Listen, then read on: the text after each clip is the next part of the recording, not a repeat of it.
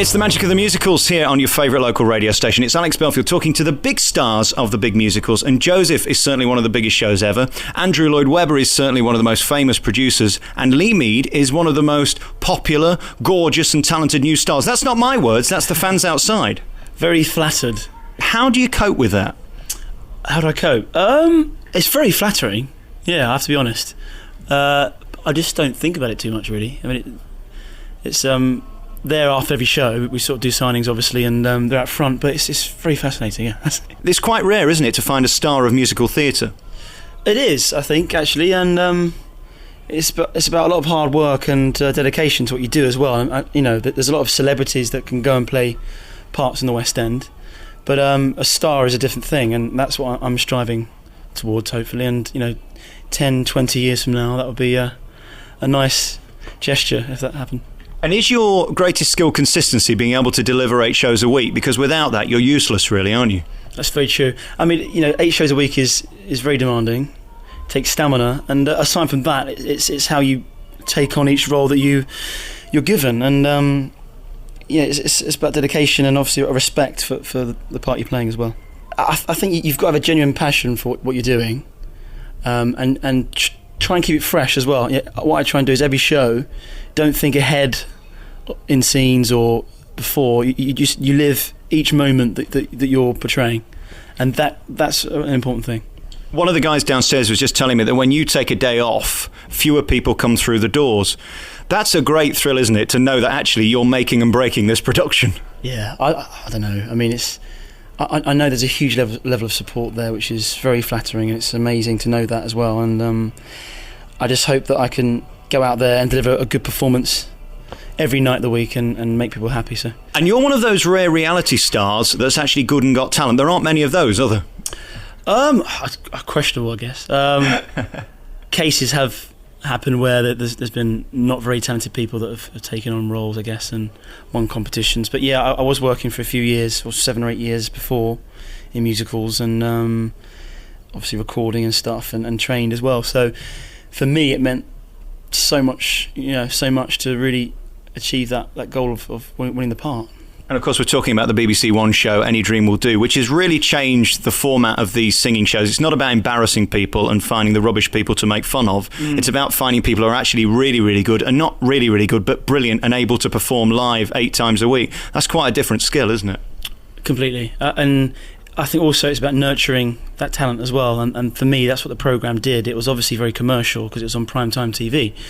But with the calibre of panel and coaches and everything else, it was their job to find that final 12 from over 10,000 guys for the programme and bring them to a level where they can perform, 8 shows a week, whoever the winner was going to be. And you're never going to be able to answer this question, but what is it about you that made you win? Why do you think the public warmed to you more than everyone else? Have you managed to put your finger on that yet? I don't know. I still wake up sometimes and try and work out why. I think there was a genuine passion for wanting to play the part. I think that counts for a lot.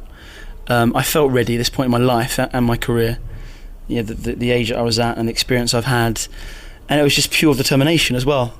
And maybe in some way that helped really, and obviously your personality counts for a lot as well. And that was the scary thing, that you're being judged on your talent, but also on TV, people are judging your personality as well. So that comes into account. And the pressure of doing live TV on a Saturday night, for someone who's not used to that kind of pressure, to hit those notes, what went through your mind on the average song that you were singing? Well, the first 3 or 4 weeks, I'd be lying if I said I wasn't nervous, because you're going out to like 7-8 million people and live every week, and that took a while to get used to. But because it was a small studio audience of like 300, you tend to just get used to the atmosphere and the environment, and you go out there and just sing a song, and you're solely concentrating on that. And do you just think there's a camera there, not 7 million people? Do you forget the fact that it's anything other than that studio audience? That's what I tried to do, yeah. I'd look down the barrel and, perform. But obviously we knew that there's a lot of people watching, but I tried not to think too much about how many. How is it for you seeing your name on the billboards when you come down the Strand here in the West End? Has that always been your dream? Yeah, I think it's been anyone's dream, really, for being honest. Yeah, it's a great feeling to have your name outside the front of a theatre, but it's a wonderful feeling, but I guess it's not that drives me completely. I think, as I said before, it was always the role that I wanted to play.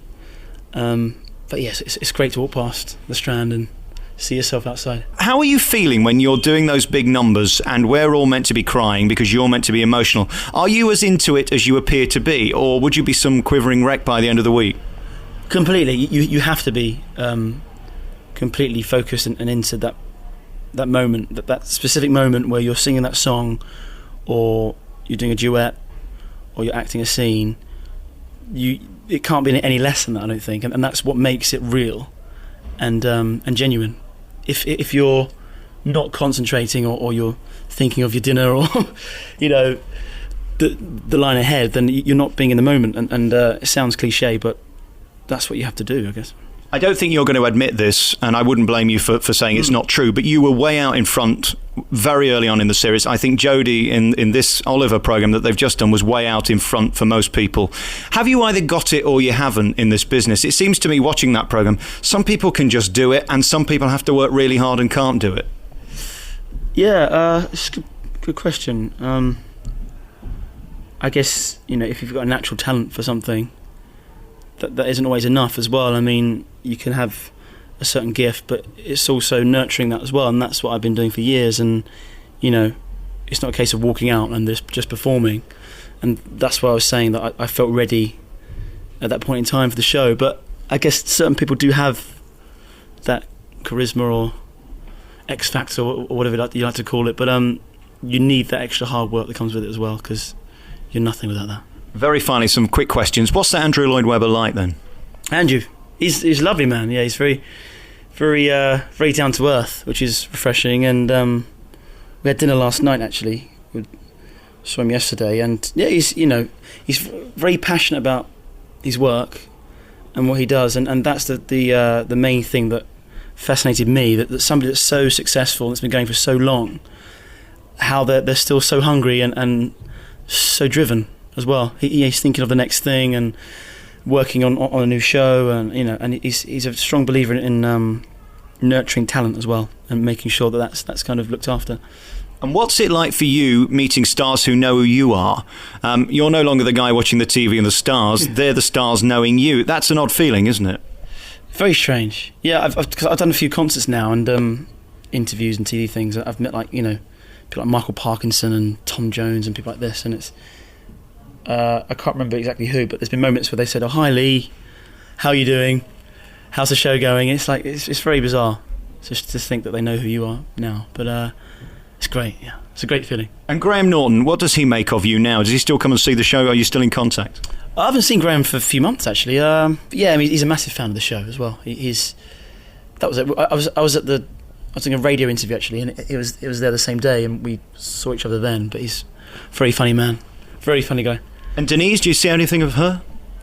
I hope so. Since we're dating. Yeah. How's that going? I mean, we're so pleased for you, and I think that's the reaction you get outside. It's interesting, all the ladies there. People are genuinely happy that you're happy. That doesn't always happen in the media, does it? No, I think it's just important to live your life and look after your relationship. It's the same with any person, really, and we're very happy at the moment. So.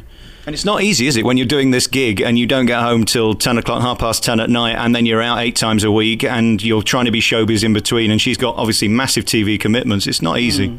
Yeah, well, we're both very busy, but I guess if you want to be with someone that much, which we both do, then you make it work. And, so far so good. So. And what's the chances of Denise Van Outen Mead? It's a long way off yet, so it's still early days. Well, I think we're all hoping. Wait and see. Two showbiz people together in the West End, and what about working together? Is there any chance you could do a gig in the near future? I think in general we've got our separate careers, so I guess never say never. But she does a lot of presenting and her shows and things as well, so who knows? And as for you, you're the big star of this show. There's no reason why you'd leave. There's no reason why you'd want to leave. But there's got to be other gigs out there that you'd like to do. Is there anything that could compare to this? Because you are, after all, Joseph and the star. Yeah, I've been talking to friends about this really, and I leave in January. It'll be an amazing year and a half, and I've always wanted to do an original musical. That's what I'm looking to do in the future one day, hopefully. It'd be nice to be involved with a new show. But I don't think I can top this really. Yeah, it's kind of what has shot me to being known and give me that platform, and it's got a special place in my heart. So I guess the new challenge for me is going to be finding the right role and what I'm suited for as well. Congratulations on being you. You make it look so easy. Seeing you live and seeing you perform and hearing your voice is just so natural. It's like I said earlier, you've either got it or you ain't. Thank you very much. And I think that's the reason you won that leagues above anybody else, let's be honest. And congratulations on this show. And thank you for talking to me on a 2-show day. You didn't need this, did you? That's fine. Thanks a lot.